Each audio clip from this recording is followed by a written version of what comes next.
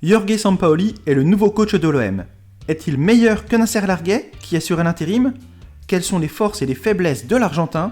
On va le découvrir grâce à Football Manager. Mais avant ça, n'oublie pas de t'abonner à la chaîne, tu y trouveras du Football Manager, du Virtual Regatta et bien d'autres choses. C'est bon ? C'est fait ? Parfait. Alors on va tout de suite passer à la première partie, qui est Jorge Sampaoli.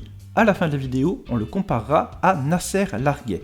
Alors on clique sur sa fiche, vous voyez, il va bientôt avoir 60 ans, et si on clique sur sa fiche, on découvre que l'une de ses idoles en tant que coach, c'est Marcelo Bielsa. Ça rappellera quelques souvenirs aux supporters marseillais, un adepte du football total.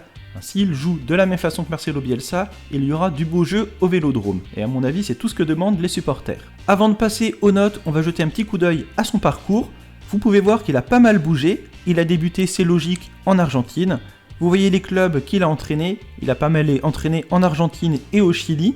Il a connu une expérience avec l'équipe nationale chilienne. Ça s'est plutôt bien passé. Une expérience avec l'équipe nationale d'Argentine. L'expérience a tourné court, ça s'est mal passé. Une expérience en Europe, à Séville. Bon, après, les résultats n'étaient pas forcément ceux attendus.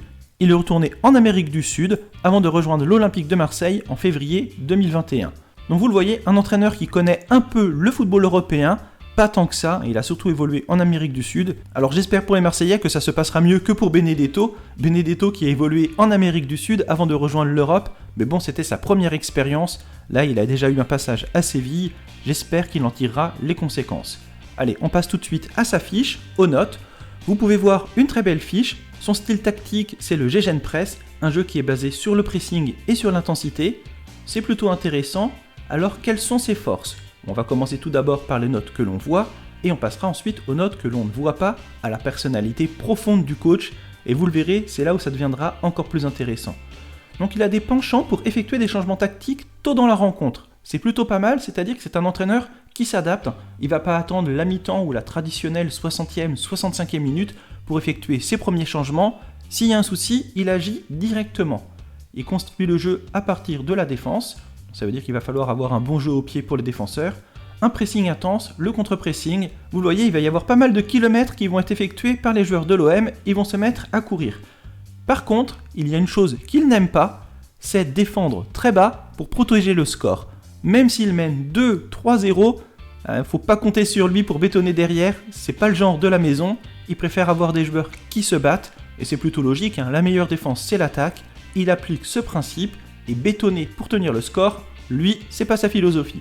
Ses principales qualités de coach, vous voyez, c'est pas du côté de la tactique. Notion tactique, une note de 15, c'est relativement modeste pour un entraîneur de ce niveau. Évaluation du potentiel, 11, évaluation des joueurs, 13.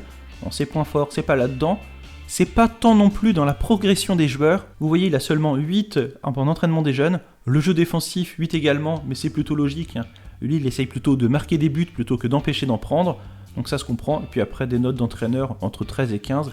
Bon, c'est plutôt moyen plus. Non, sa grosse qualité, à lui, la grosse qualité de Sampaoli, c'est sa capacité à motiver. C'est un meneur d'hommes, il va motiver les joueurs, il va les remonter comme des coucous. Et normalement, sur le terrain, après les discours de Sampaoli, eh bien, on a envie de se donner. Alors, est-ce qu'on a envie de se donner parce qu'il nous a requinqué ou est-ce que c'est pour éviter de prendre une soufflante derrière ? Parce qu'on peut voir qu'il a parfois quelques petits sauts d'humeur. Mais après, au final, les résultats sont là. Normalement, il motive parfaitement ses joueurs. Entraîneur très déterminé, une note de 19. Grande qualité pour un entraîneur. Par contre, la gestion des joueurs, 12 seulement. Niveau de discipline, 15. Un niveau de gestion des joueurs à 12, ça veut dire que gérer les égos, les équilibres de vestiaire, c'est pas forcément le premier point sur lequel il va s'attarder. Il va pas falloir compter sur lui pour régler la mésentente entre Thauvin et Payet. Lui, il s'en moque. Tout ce qu'il va vouloir, c'est qu'il se donne sur le terrain. Et après tout, c'est ce qu'on demande à un entraîneur. L'adaptabilité, une note de 15. Normalement, il va s'intégrer relativement rapidement à l'Olympique de Marseille. Bon, tout ça, on vient de le voir. C'est plutôt intéressant. On va maintenant passer aux notes cachées qui vont révéler la vraie personnalité de Sampaoli. Et la chance que l'on a avec Football Manager, c'est que Sampaoli, c'est pas un perdreau de l'année, il est connu dans le monde du football depuis un bon moment, donc ces notes, elles sont très réalistes. Donc je passe rapidement sur son niveau actuel, le niveau d'entraîneur noté à 147. Bon après ça veut pas dire grand chose, c'est subjectif. Un potentiel 265, je passe également. Donc ce qui est intéressant, ce sont les notes qui sont juste ici. Ambition 20, un entraîneur très ambitieux, c'est intéressant. Après, jusqu'à quel point ? puisque lorsque l'on a de l'ambition, et si on se rend compte que le club dans lequel on est ne nous permet pas de les assouvir, eh bien on peut être tenté de partir, et vous voyez le corollaire, la note de fidélité de 10, il ne faut pas compter sur lui pour s'inscrire dans la durée. Après, le profil d'entraîneur comme ça, de meneur d'hommes, normalement ça ne fonctionne pas pendant 3-4 ans, ça rebooste une équipe, et puis après, ça retombe. Pression, 15, une bonne capacité à gérer la pression, tant mieux, parce que ça va pas être simple, si Jean-Marc Ayrault reste président, les supporters marseillais vont maintenir la pression sur la direction, et en tant que coach, il faut réussir à le digérer. Bon, il n'y a pas de souci, il est argentin, la pression, il connaît, il va parfaitement l'accepter. Professionnalisme, une note de 13, le fair play, une note de 11. Bon, on pourrait en discuter, Après, à mon avis, c'est pas qu'il soit pas fair play, c'est surtout qu'il est plutôt sanguin, et quand il y a quelque chose qui l'énerve, eh bien il n'hésite pas à rentrer sur le terrain, à invectiver ses joueurs, et ça peut donner un personnage de bouillonnant.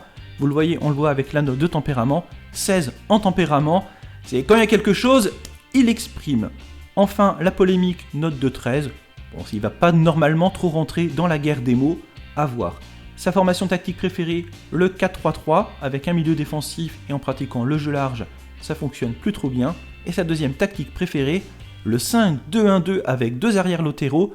Donc cette tactique, c'est plutôt 3 défenseurs centraux, 2 latéraux en soutien des 2 milieux défensifs, un milieu plutôt offensif et 2 attaquants en pointe, avec la volonté d'alimenter les 2 attaquants par des centres. Une tactique qui peut être intéressante. C'est intéressant de voir qu'il a 2 schémas de jeu assez différents, et comme on l'a vu juste avant, c'est un entraîneur qui est plutôt adepte des changements tactiques, donc il va sans doute y avoir plusieurs tactiques qui vont pouvoir être pratiquées par les Marseillais. Est-ce qu'ils auront le temps de les intégrer d'ici la fin de la saison, ou est-ce qu'il faudra attendre la saison 2021-2022 ? Eh bien ça, on pourra en reparler dans quelques mois. Donc vous le voyez, profil intéressant, un meneur d'hommes.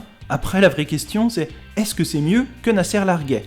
Eh bien regardons sa fiche. Et vous le voyez, la fiche de Nasser Larguet, elle est bien différente de celle de Sampaoli. Des qualités bien différentes, une détermination élevée également, mais il est surtout meilleur au niveau de la connaissance du football, l'évaluation du potentiel et l'évaluation des joueurs. Bon après c'est normal, il est responsable de la formation, donc c'est des qualités qui sont indispensables. Du côté de la tactique, Sampaoli est un peu meilleur, mais sinon un bon mental du côté de Nasser Larguet. Après il n'était pas forcément fait pour être entraîneur, mais bon, si on compare les deux fiches, allez, pour le poste spécifique d'entraîneur, qui s'en sort le mieux ?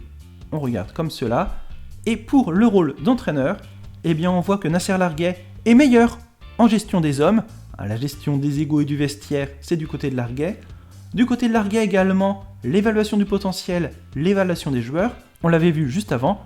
Par contre, les atouts de Sampaoli, c'est la capacité à motiver, 1 point de plus, les notions tactiques, 15 au lieu de 10. Et oui, on n'est pas adepte de Bielsa sans être amoureux de la tactique. Après, Bielsa a une bien meilleure note en tactique parce que Sampaoli peut aimer la tactique, mais après, il a la capacité à pouvoir transmettre tout ce que l'on apprend, tout ce que l'on veut faire aux joueurs. Il est un peu moins bon que Bielsa pour ça, mais vous le voyez, bien meilleur que Nasser Larguet sur cet aspect. Pour conclure, est-il l'homme de la situation ? Va-t-il réussir à l'OM ? Donnez-moi votre avis en commentaire, j'ai hâte de voir ce que vous en pensez, que vous soyez supporter marseillais ou non. Tous les avis sont intéressants à partir du moment où ils sont bienveillants et constructifs. Et de mon avis, je pense que pour la saison actuelle, ça va être compliqué. Les tensions entre les supporters et la direction sont à un tel niveau de non-retour que ça doit forcément peser à un moment donné sur le sportif. Du côté des joueurs, entre ceux qui sont en fin de contrat, ceux qui sont en prêt, c'est pas forcément évident de gérer la fin de saison dans un tel contexte. Par contre, dans l'optique de préparer la saison prochaine, il est intéressant de l'avoir fait venir dès fin février, début mars. Voilà, on termine la vidéo. Si vous voulez d'autres découvertes de joueurs grâce à Football Manager, vous avez par exemple à droite de votre écran une vidéo sur Olivier Ncham et à gauche un défenseur lyonnais, Slimani Diomende. Au revoir et à bientôt. Salut!